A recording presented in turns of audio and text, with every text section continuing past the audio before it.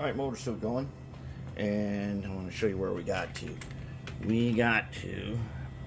We're now drawn 0.1. That's pretty good. I'd say that's good enough. And we can call this motor ready to roll.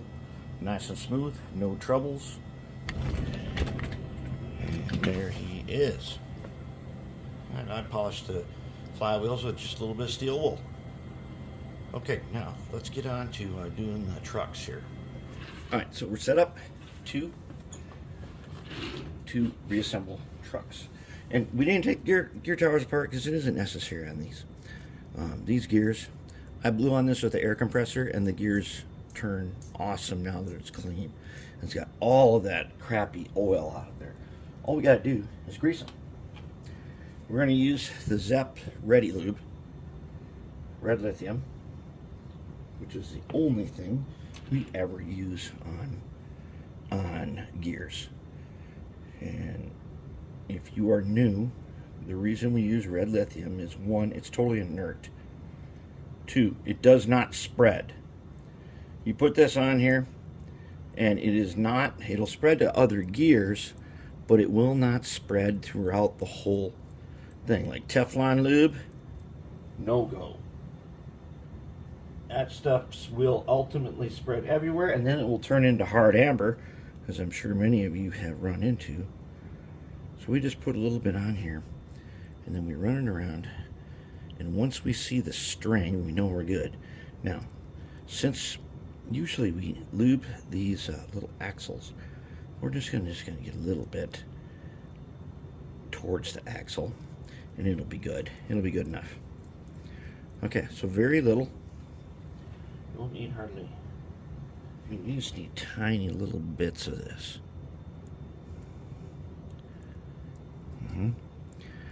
And that is all you need. And this stuff has proven and stood the test of time. This old Mag 1 over here. Okay, I've been using this can since the 90s. And that's all that I have used on all the locomotives, hundreds of locomotives. That's as much as I've used. But I'm using the Ready Lube because this is for the Soldering layout, and he happens to be the Zepp guy, so he gave me Ready Lube. And it's the same stuff. Valvoline is another one I've used, and that one is also good. So that can was Mag 1 high temp brake grease. And the way you tell, you go to the auto parts store and you ask the guy for grease, and then you look on it, and if it says color is red, then you know you got red lithium, and that's what you want. Alright, now I've checked all the wheels, they're all engaged. I've cleaned them all, and I have put a bit of ox guard here. I did not ox guard the wheels because on the Soldering layout, you got to have dry wheels because the track is cleaned with a track cleaning setup that gives you dry track. And so it turns out that our ox guard ends up picking up a whole lot of dust unless we cure these for a really long time, which there are a couple locomotives on there that you have seen before that they got cured for a really long time and they work awesome. Now here on our layout, all of our track is ox guarded so that we don't ever have to clean it. And just once every few years. Okay, so we get a little bit on there. And what ox guard does is it prevents oxidation, and it is also conductive. And you paint, yep, you put it on, it's like a grease. It'll turn to a dry film later. Okay, so now we got grease in here. We got grease in our wheels.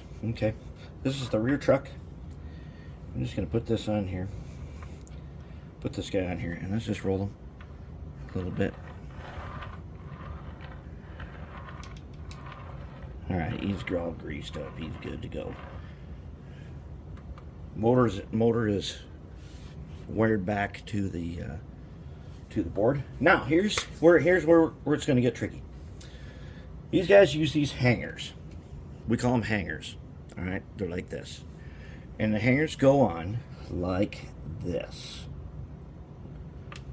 That's why I ox guarded that part. That part is not going to not going to pick up dust. But more importantly is that when I took this apart, these hangers were heavily oxidized. And they had those clip-on wires. No wonder why it didn't work. Now they're soldered. Now the real question is, what direction do we solder the wire? And I'm going to show you. It matters. So here is the front truck done and in. You see how the wires stick up nice like this? If I take this guy off, as you'll see, the wires are wired so they go out that way and loop around. I had them the other way thinking that they went the other way, but they don't. They don't. They got a loop around and there's not a lot of space in there for them. So that's one. Now how do we prepare the hanger? The first thing you do is you get your hanger in the vise here. So let's take a look at what we're going to do now.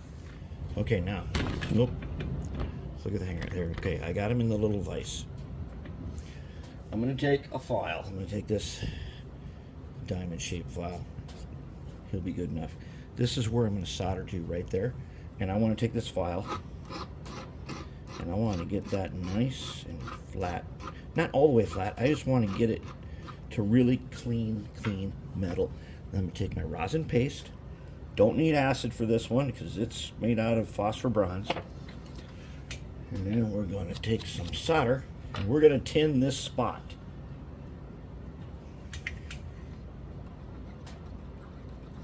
Right there, tinned. Now I've got my silicone wire where I can pinch and pull the insulation off, and I've already done this with black wire, and I've pulled it off and I have tinned them. I always tin my wires. Okay, so now I'm going to take the rosin paste and put a little bit like that. Okay, we got solder on here. Let's get a little. Okay, now this guy is going to be going forward. Is this guy lined up to go forward? Yes, he is, because these little nubs here are on the outside. So let's put them back in there. Let's clamp them in. Okay, now he is getting soldered flat to here. Okay.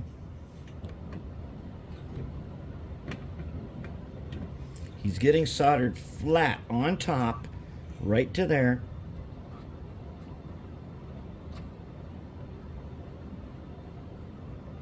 Just like that. Okay, good to go. There it is. All right.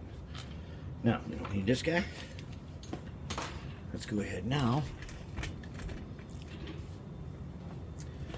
Okay, so now we put the hanger back on. And fortunately, on this Kato one, these guys are not like directional specific ones. If you get a 3-axle where the axles are not evenly spaced, these things go a certain way. Then, okay, how do I know this is a Kato? Because on here it says Kato in tiny letters. All right.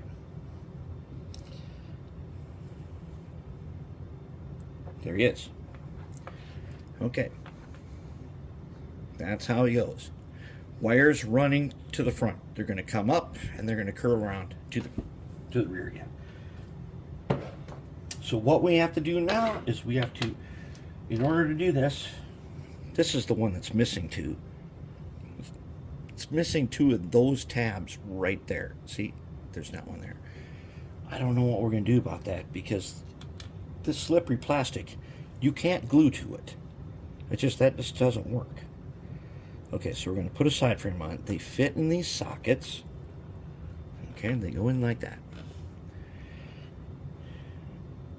And you have to put these guys on for. Now I've already painted the side frames. I did them in black, and I did the fuel tank in black.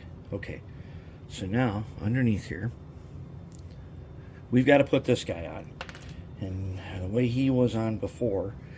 When you see these little guys right here, those lock the side frames on.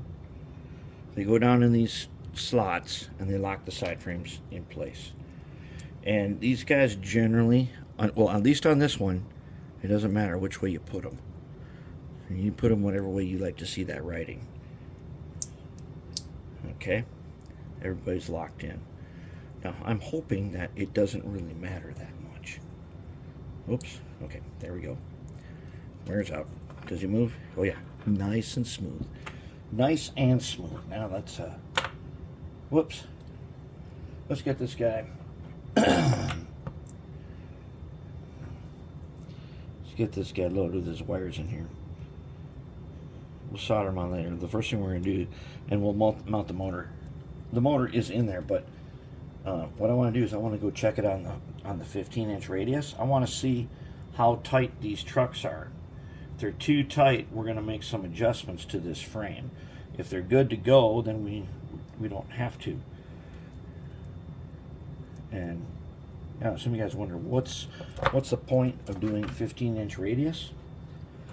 If you can make 15-inch radius without trouble, then you know you're going to have a locomotive that runs basically without trouble on all kinds of track, especially over multiple switches. There we have it. Truck's wired, installed. I'm going to go check it, and then we'll get on with hooking up the wires.